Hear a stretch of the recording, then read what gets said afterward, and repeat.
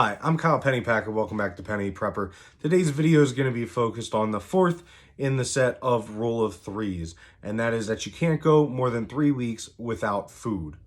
All right, before we get the video started today, I would like to ask if you could like the video, share it if you know anybody who's like-minded, and subscribe if you wouldn't mind and you like the content. If you don't like the content, please comment down below what you would like to see changed, or if there's any additions or things you would like to see me do in the future on the channel. Also, don't forget to hit the bell and make sure that you try to subscribe to all the videos, because I do put out a new video about once every 2 days, and you'd be the first one to see it then. All right, so for this rule, essentially, to break it down even more simply, is you need to be able to take in more calories than you are exerting daily. So if you are just staying down in a shelter during an emergency, chances are you won't need to take in 2,000 or more calories a day. That is what you would like to take in for a typical male. And I know it's different for females, different body types, stuff like that. But if you're able to stay down in a shelter, not exert yourself, you have all the supplies you already need, you have a generator, and you're able to stay warm or cool, whichever it may be, great. Chances are you won't need a higher calorie meal. But if every day you need to go out, get firewood, scavenge for different food, water, you need to move from shelter to shelter, and you're constantly moving and using calories, then you're going to need higher calorie foods. All right, so we're going to start by stating the obvious. You're going to start out by eating the foods that you have in your fridge and freezer if there's any sort of grid down scenario, because what you really need to do is make sure that if that food starts to warm up, it's going to go bad quicker. So as soon as you open that door for the first time, get it out, get it cooked. If you're able to leave it sealed for a little while, go ahead and do that. But remember that that's not going to stay cool in there forever. So the quicker that you're able to get it out and cook it and consume it, the better. Next, we're going to go with your pantry. If you have a pantry, first of all, that's a great place to start by stockpiling foods in there, cans. Go ahead and do that. And then whenever you're done with the food in the fridge and freezer, start working on that food.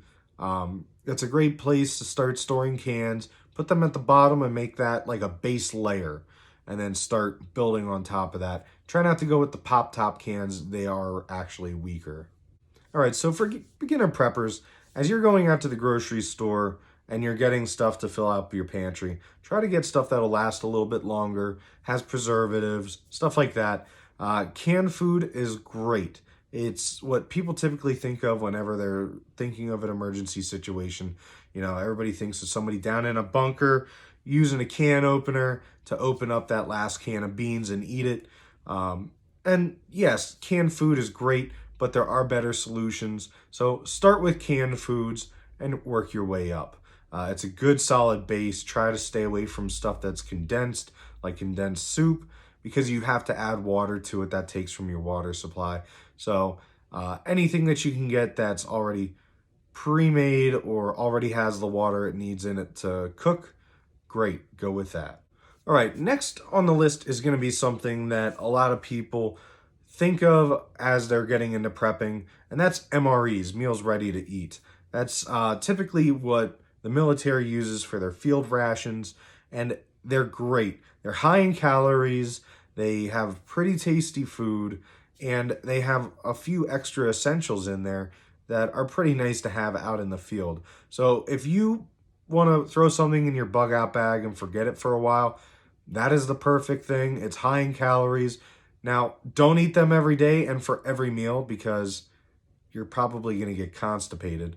But still, fact of the matter is, if you need something to put in your bug out bag, it's great, it's shelf stable, and it has a few extras in it. I suggest you try to eat one before doing it, and maybe later in the video, I'll do that if we have some time. All right, so for beginner preppers, as you're going out to the grocery store and you're getting stuff to fill out your pantry, try to get stuff that'll last a little bit longer, has preservatives, stuff like that. Canned food is great. It's what people typically think of whenever they're thinking of an emergency situation. You know, everybody thinks of somebody down in a bunker using a can opener to open up that last can of beans and eat it. And yes, canned food is great, but there are better solutions. So start with canned foods and work your way up. It's a good solid base. Try to stay away from stuff that's condensed, like condensed soup, because you have to add water to it. That takes from your water supply. So anything that you can get that's already pre-made or already has the water it needs in it to cook, great, go with that. All right, the next and last option is going to be freeze drying food. So essentially what that is taking some items, so let's say strawberries, for example. You put it in this machine and it drops the temperature down while also sucking out the moisture, and it actually uses a process called sublimation. I'm not going to go into the details. This is not the video for that, but essentially it gets way more moisture out of the food, and that lets it preserve for longer. Again, this is the best option that you can possibly have so far to date. It is more expensive, so that's why you're going to see stuff like Mountain House is freeze dried.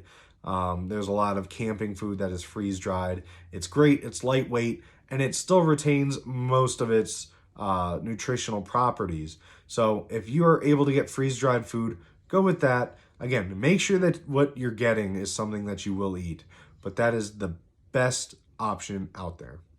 All right, I did actually skip one. That's going to be pickling. That's something that you can actually do at home, and or canning. Those are options that you can actually get into yourself.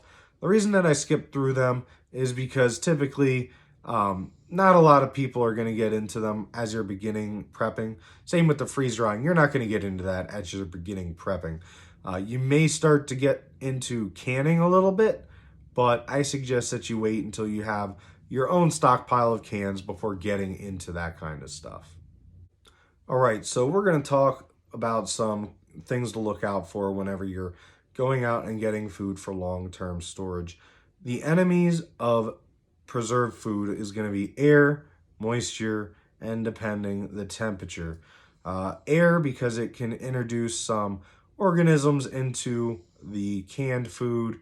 Also, same as temperature. The higher the temperature, the more that those organisms can start to thrive. And then also with water, you know, again, that's something where it has oxygen in it, and that is another area that organisms can start to populate. So those are three things that you want to look for when you're trying to preserve food. Also, when you're going out to the store and actually buying some of these items, you really want to look for a lot of cans will have dents. Stay away from those because that can actually compromise the integrity of the can, allow air or moisture in, and it can start to rot the food. Also, you want to look for bulges in cans because that can mean that there may be some fermentation or some organic growth inside of the can, and that excess air or whatever's in there is a byproduct of that organic decomposition. All right, so as a beginner prepper, one of the best options to do right out of the gate, if you're able to, go to the store, buy a huge bag of rice, get some 5-gallon buckets from whatever store you can find buckets, Home Depot, Walmart, Lowe's. Get some lids, get some Mylar bags with oxygen absorbers. You can get those online on Amazon. And what you want to do is take the rice, beans, whatever it is, dump it into those Mylar bags, try to get as much air out as possible, seal them up, throw the oxygen absorber in before sealing it up, and try to get as much air out as possible.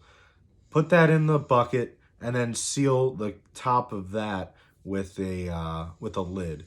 And then that is a great source of food that you can utilize in the future. That can last up to 30 years depending on how well it's sealed and stored.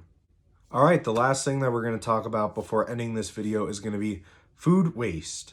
Whenever you are dealing with a grid down situation or there's food scarcity, last thing you want to be doing is cooking food and letting that smell aerate throughout the neighborhood, or throwing out pizza crust or some sort of food scraps outside whenever there's an emergency. That'll attract not only animals, but it will also attract the attention of your neighbors and unwanted eyes. So be aware of that. That is a security risk.